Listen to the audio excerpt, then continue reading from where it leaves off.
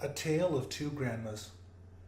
As a child, I had two grandmas, as different from each other as fire and ice. Grandma Lindahl, my father's mother, lived in the city. She was a saintly widow who went to daily mass and spoiled the crap out of me. The only time I had made her mad was because I was running in the halls. She must have told me a dozen times not to. Joey, no running in the hallways! Joey, no running in the hallways!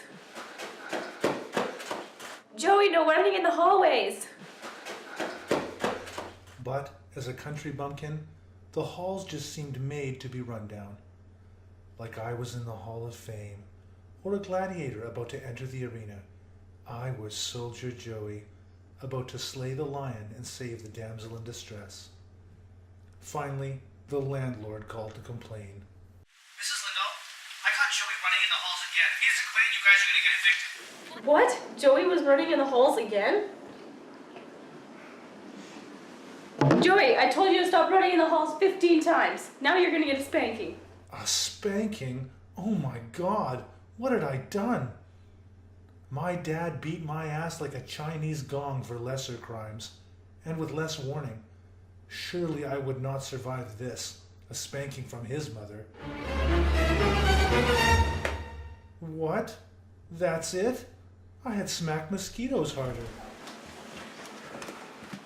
Go to your room, Joey. I'm walking.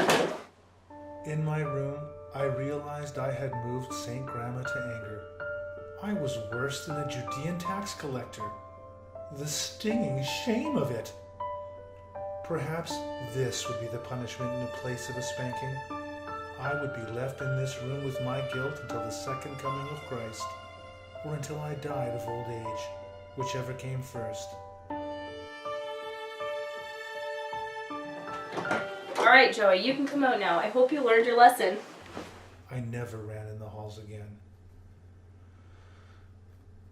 My Grandma Ostrom, on my mother's side, however, was a hard-drinking, smoking, tough-as-nails, frightening grandma. She lived across the yard, murdered and gutted helpless chickens, and brooked no bullshit ever.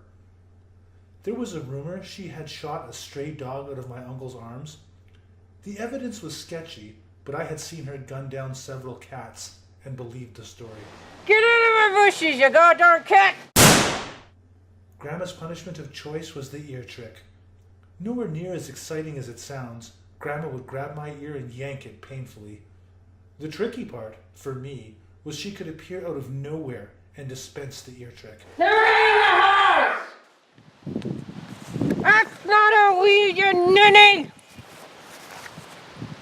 Ah! I swear one of my ears is permanently longer than the other. After years of this treatment, I could recognize the signs by a faint tingling in my ear and move away from the blast zone. One day, my cousin Devin came out from the city to visit, as he sometimes did. Cousin Devin, my favorite cousin. He it was that wore the latest fashions, knew the current lingo, and who was the final arbiter on what was awesome. His ultimate coolness remained unchallenged for generations, and the fear of the grandma was not in him. I, in comparison, wore what my parents chose, had the common village tongue, and my understanding of cool had been lost somewhere in the Kennedy administration. We were at Grandma's, having breakfast and talking excitedly as we always did. Grandma had decided we were doing too much talking and not enough eating. Quiet and eat your breakfast, you savages! I felt a tingle in my ear and stepped away. Yes, Grandma. Grandma, as was her way, continued to yell us out the door and into the yard. By now I was a good 10 feet away from Grandma, enough space to flee the ear trick or any related catastrophe. Cousin Devin, not only oblivious to the threat, but annoyed at the incessant heckling, gave a stern rebuke that will live forever in the annals of childhood insanity. I couldn't believe my senses. Was I lost in some fevered nightmare where my friends would be murdered for outrageous crimes? Devin had sworn at chicken-killing Grandma. Only God knows what could happen next. The sky could fall. The world could end. The poor bastard didn't even know he was doomed. God, I would miss him.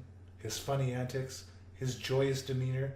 He seemed too young to die, but fate, it seems, knows no age restriction. I could see by Grandma's expression that she was shocked at the doomed Devon's death wish as I was. On shaky legs, I backed away as Grandma ran towards the hapless Devon. Picking up speed as she approached, Grandma delivered a thunderous kick to Devon's oblivious bottom. If a college scout had been there at that moment, Grandma, despite her advanced age, would have become a goal kicker for Notre Dame's football team. Devon's eyes went wide as he began to lift off the ground. Unbelievably, like some massive kid-shaped football, Devon sailed over the flower bed to crash awkwardly on his twice-beat bum on the other side. Devon never swore at Grandma again.